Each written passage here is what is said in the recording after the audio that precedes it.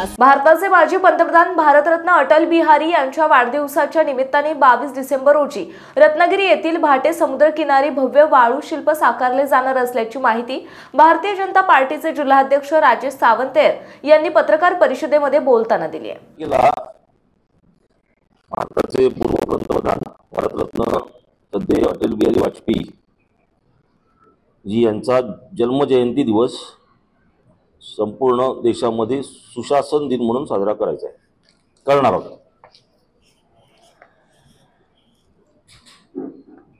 तर त्या निमित्तानं 22 तारखेला संध्याकाळी 4 वाजता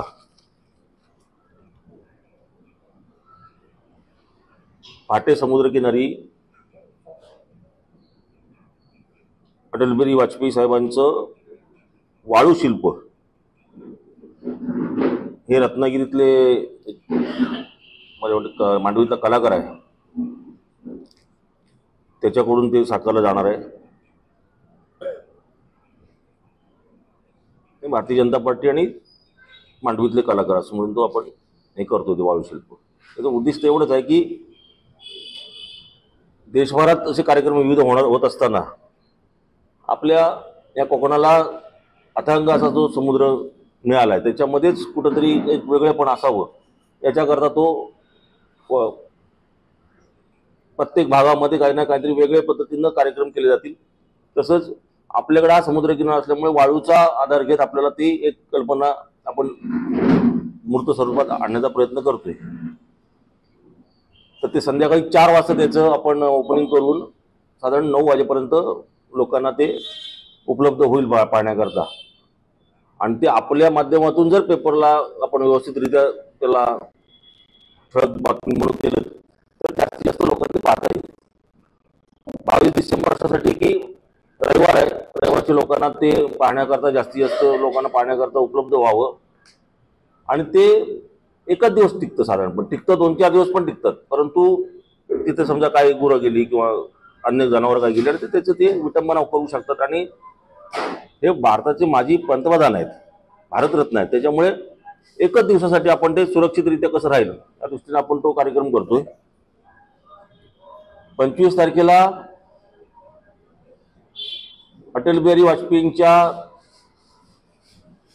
संपूर्ण कारकिर्दीची एक छोटीशी चित्रफित तयार करून ती लक्ष्मी चौकामध्ये एका ठिकाणी संध्याकाळी 6 ते 8:30 पर्यंत दाखवली जाईल।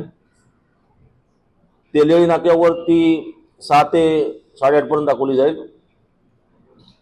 मारुती मंदिरला दाखवली जाईल, साळवी स्टॉपला दाखवली जाईल आणि कुवारबावला दाखवली जाईल। याच्यामध्ये त्यांच्या संपूर्ण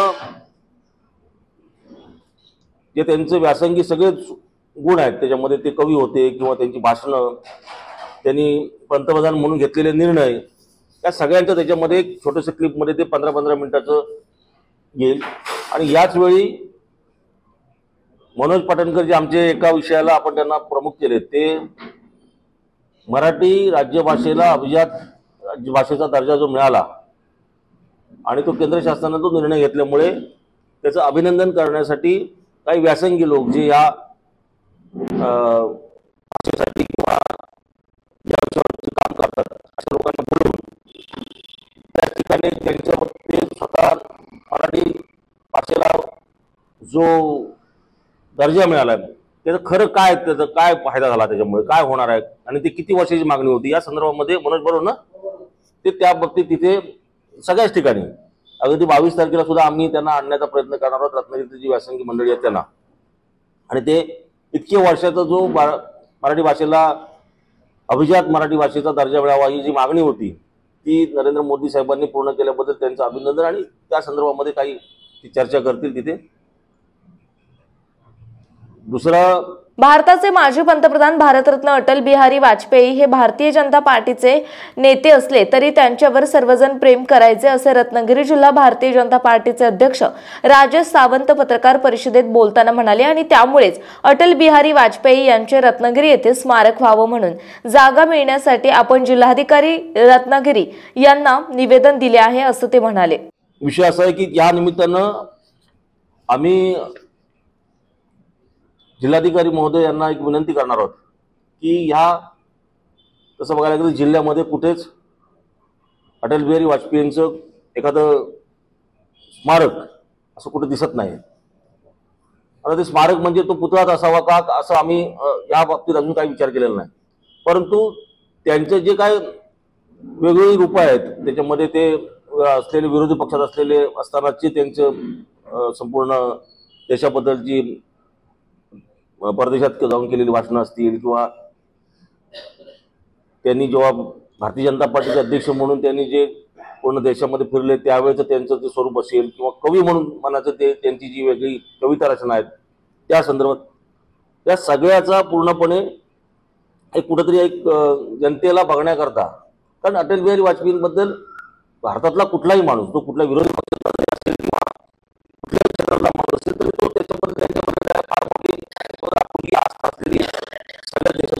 त्याच्यामुळे रत्नागिरी जिल्ह्यामध्ये असं कुठंतरी एक असं स्मारक असावं, त्या स्मारकामध्ये अशा पद्धतीनं वेगवेगळ्या काही गोष्टी करता येतील का त्या दृष्टीनं एखादी जागा जिल्हाधिकारी महोदयांनी उपलब्ध करून द्यावी. जर स्वतः शासन माजी पंतप्रधानांचं जर करणार असेल तर तो आनंद अधिकच आहे. परंतु तो जर करणार नसेल तर भारतीय जनता पार्टीच्या एखाद्या संस्थेमार्फत आम्ही पण त्याच्यामध्ये हातभार लावू शकतो. परंतु त्याकरता आम्हाला एकदा कलेक्टर साहेबांनी सांगितलं की आम्ही जागा देऊ शकतो, तर आम्ही ती मागणी करतो त्यांच्याकडे. या निमित्तानंच ती जागा उपलब्ध झाल्यानंतर कशा पद्धतीने असावं यासाठी अनेक लोकांचे त्याच्यामध्ये चर्चा केली जाईल, त्यांची सूचना घेतल्या जातील. आणि एक चांगलं की जे रत्नागिरीत आल्यानंतर जे जसं पर्यटक येतात त्या पर्यटकांना एक असं स्मारक दिसेल की जे पूर्ण देशात फिरताना हे अतिशय वेगळं असं स्मारक आहे, अशा पद्धतीनं ते तयार व्हावं अशी आमची या शताब्दी महोत्सवाच्या त्यांच्या जी जन्मजयंती आहे त्याची त्या निमित्तानं हे पूर्ण या वर्षभरात पूर्ण व्हावं अशी आमची मागणी राहणार आहे. महाराष्ट्रातील तसेच कोकणातील महत्त्वाच्या बातम्या पाहण्यासाठी कोकण 24 तास न्यूज चॅनलला YouTube वर सबस्क्राईब करा आणि बेल आयकॉन प्रेस करा.